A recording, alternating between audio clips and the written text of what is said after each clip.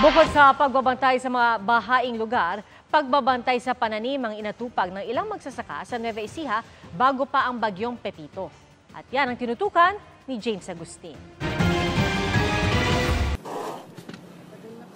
Abala sa pagbibilad ng mga palay ang ilang magsasaka sa Bongabo, Nueva Ecija. Sinamantala nila ang maganda pang panahon kaninang tanghali.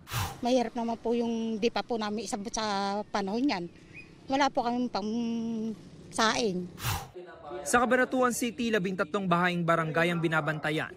Minomonitor din ang antas ng tubig sa Sapang Buhay Creek. Ang CDRMO, naka-blue alert status na.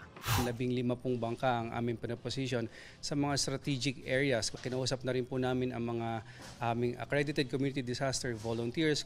Nakahanda na rin ang mga search and rescue equipment ng Provincial Disaster Risk Reduction and Management Office. Para sa GMA Integrated News, James Agustin, nakatutok, 24 oras. Sa ngayon po information dissemination.